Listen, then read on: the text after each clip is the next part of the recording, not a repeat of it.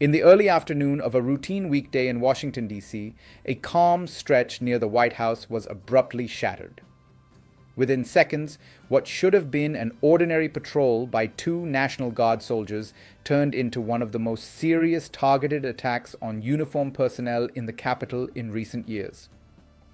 As investigators began piecing together the chain of events, the attack triggered immediate political reverberations, emergency security adjustments, and a nationwide reassessment of immigration protocols.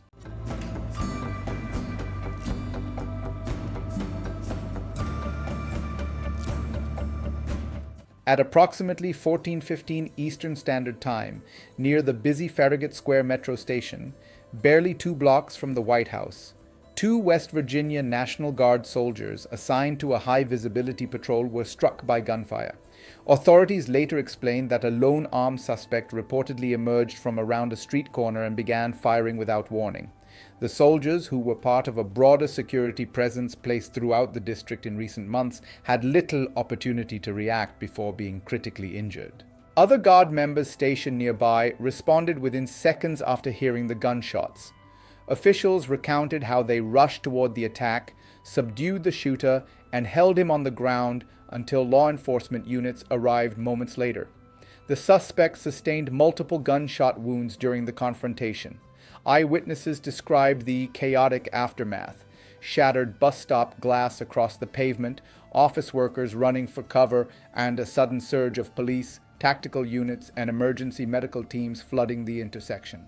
Federal authorities later identified the alleged gunman as Rahmanullah Lakamal, described by Homeland Security officials as an Afghan national and classified as a criminal alien.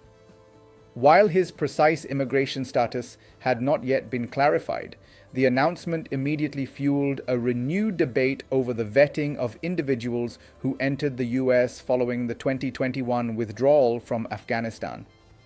Under emergency humanitarian channels created at the time, tens of thousands of Afghans had been admitted under expedited screening measures designed to protect former U.S. partners and vulnerable groups. President Trump, who was in Florida during the incident, characterized the attack as an act of hatred and targeted violence. He directed his administration to ensure the suspect faced the heaviest legal consequences available.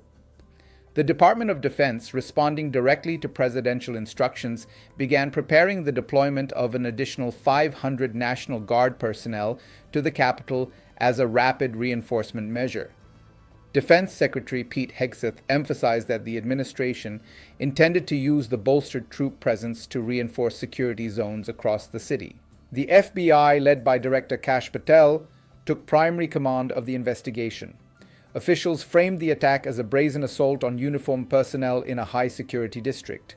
Investigators have not yet established the motive, and early reports indicated that the suspect was not cooperating with questioning.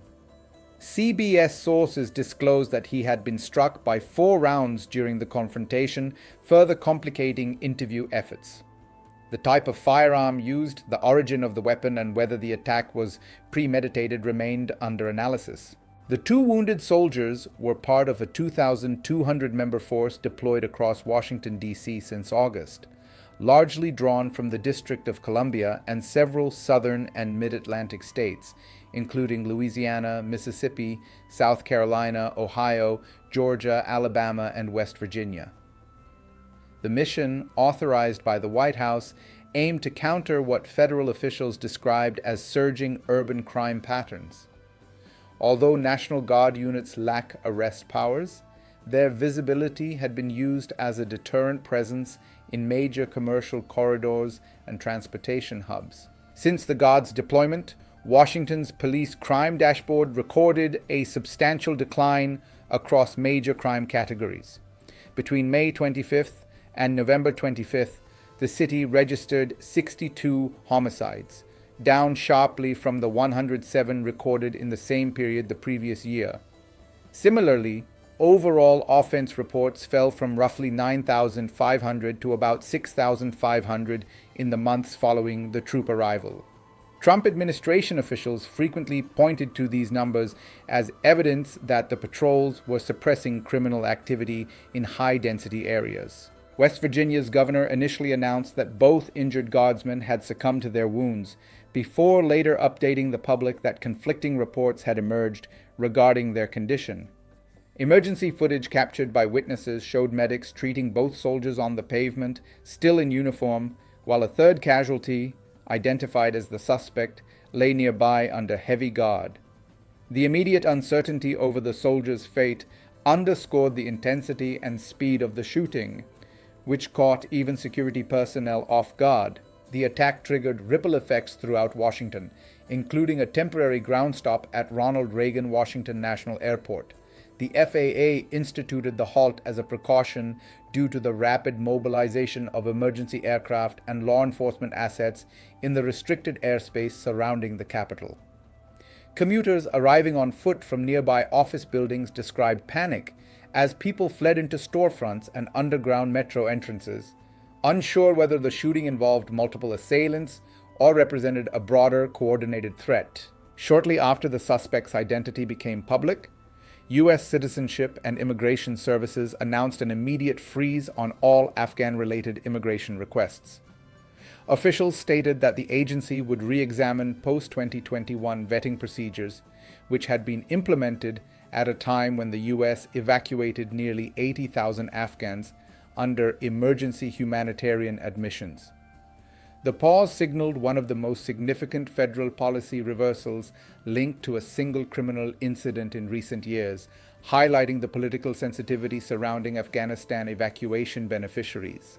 The attack also revived political disputes about the federal government's authority to deploy National Guard forces to U.S. cities. Trump had previously ordered similar deployments to cities including Chicago, Memphis, and Los Angeles, moves criticized by opponents as federal overreach. Supporters countered that the presence of Guard units reduced violent crime and reassured residents in areas affected by persistent shootings, drug activity, and carjackings. As investigators continue to study surveillance footage, ballistic evidence, and interviews with dozens of witnesses from the crowded district, the attack is poised to reshape debates surrounding immigration security, federal policing powers, and public safety in America's capital. For now, the city remains under tightened security as the two critically injured soldiers fight for their lives, a stark reminder of the volatility that can unfold even in one of the most heavily monitored areas of the United States.